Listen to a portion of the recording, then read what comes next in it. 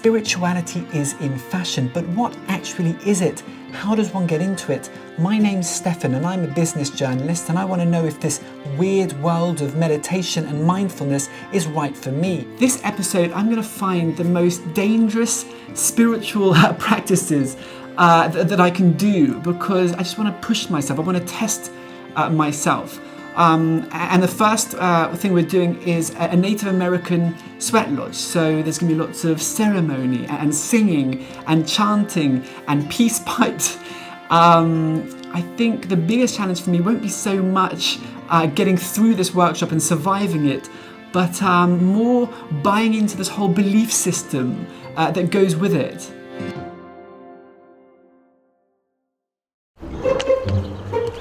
Stephan, would you like to be smudged? What is this smudging process? So the smudging is basically what I'm doing is helping to loosen up any negativity. The Mayan medicine men and medicine women, when they're transforming, helping the person to transform the energy, they produce gas. So they often burp. And sometimes I can be more concerned if I'm not burping, in that sometimes that can mean they have a difficult time inside the sweat lodge. Do you think that might be the case for Stephan? He's burping. It's going to come, I think. You have to give him a bit of time. He's not burping much though. So this is a sweat lodge, and the idea is to sweat. You're sweating out the toxins. I have no idea about what the theory is behind this. It's got nothing to do with toxins or anything. It's got to do with ancestors.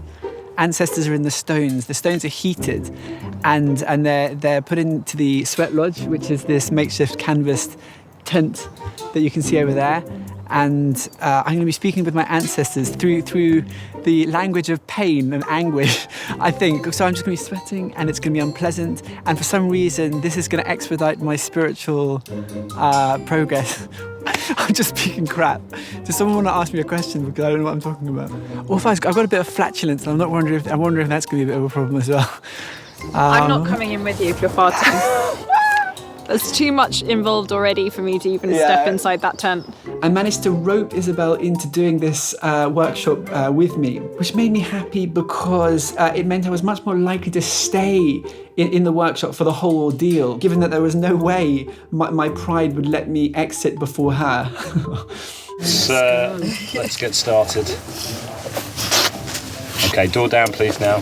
So during the sweat lodge, we try and keep talking to a minimum, so we can keep the focus.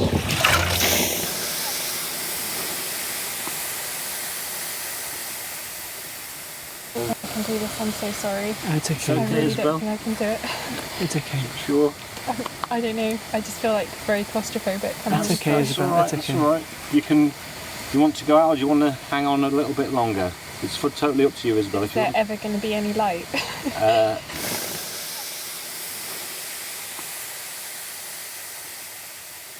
We're nearly there. Yeah, I want to get through the first bit. Okay, well done. Door open, please now. Oh, that's so cute. Thank you so much. That's really hard. Yeah, I don't know how you guys do it. Oh, sorry, I'm so sorry.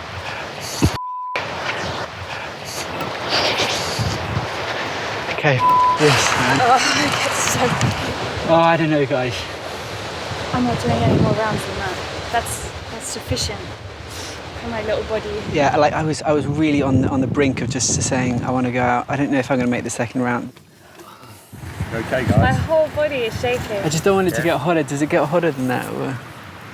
doesn't it? A little, but you've just sort of got to stay with it. Really, how are you feeling, Stephan? I just feel, just scary in there. I get scared and. But in a way, it's an opportunity. It's a great opportunity to be able to transmute that fear and release it and go beneath it. The sweat lodge forces you to confront your fear, because there's nowhere to go with it. You have to transform your fear and transcend it and transmute it into something. I mean, these are just words, really. I'm sorry, but they don't really help you much in this. I mean, they're good for your vocabulary, but when you're burning to death, they don't really offer any respite. At the end of the day, you just have to use whatever strategy you have at hand. It's as simple as that. Do we breathe through the towel? Do we go like that or something? Or? Yeah, or just put the towel over your head. Just focusing, keeping the focus.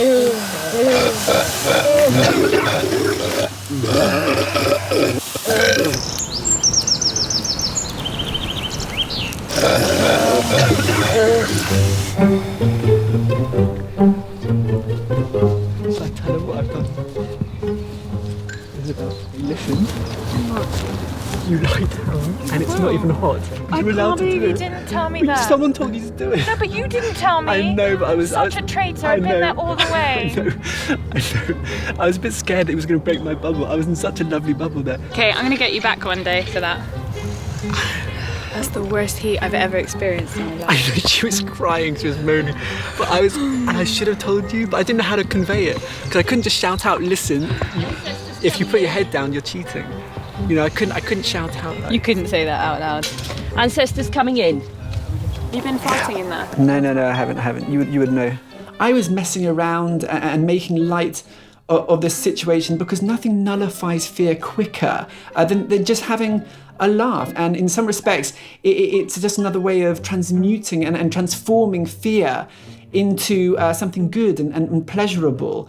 But in other respects, it's the worst thing you can do. Humour is a coping mechanism, basically, and it's one I've been using in a bunch of other workshops. When things get weird and uncomfortable, I turn into a 5-year-old and start playing the fool. It happened in spiritual BDSM, it happened in orgasmic meditation. The whole reason why I chose to do a dangerous spiritual workshop like Sweat Lodge was because I thought it would force me into that serious space. I just didn't count on the fact that the more unpleasant and uncomfortable things get, the more I resort to humour as an escape route. Ladies first. Yeah, no, you first. No, ladies. No, because you're next to me. Go. Someone's down in the valley, trying to get home, trying to get home. It's too much. I had to get out. Guys, I think I need to get to hospital. I'm not joking. I just feel really ill. Why the f*** would anyone want to do this?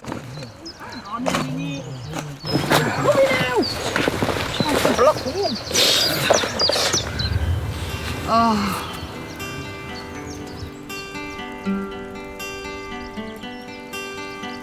Where's Isabel? Is she over there? Oh, you're so gross. You're like so sweaty. Get off me.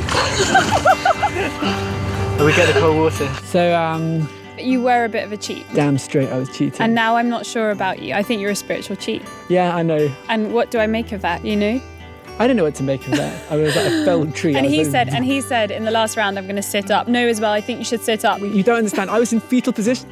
Isabel's got her face in my bum, but she couldn't put her head anywhere else because you only had certain places you could put on the outskirts of the tent. And so all I was suffering from this slight flatulence problem, and all I. And I could just, she was really in like nearly literally between a rock and a hard place, because you got the hot rocks in the centre and you just got my buttocks. Yeah, and it was just in my mind I was in internal hysterics. Yeah, I think I've done it once. I think I'm happy to have done it, and I'm happy to have done it with you. But I think that's me done with my my lodges. I let myself down in this workshop. And what's worse is I let Isabel down. You know, I showed absolutely no concern for her welfare. The only thing I was concerned about was to stay in sufficiently good humour so that I could weather the fear. I need to break this cycle of me not taking anything in spirituality seriously. And for that I need more danger, I need more peril, I need more fear. I need to find a workshop where there's no room for cheating, and there's no way that I can laugh my way through the discomfort. You're coming here to die. And with a Sananga, it's like a little mini death. Life wouldn't allow you to come in here if you didn't have a bit of respect for what you're going to do. So if you go and sit down over there now... Can I void my bowels first? Yes, you can.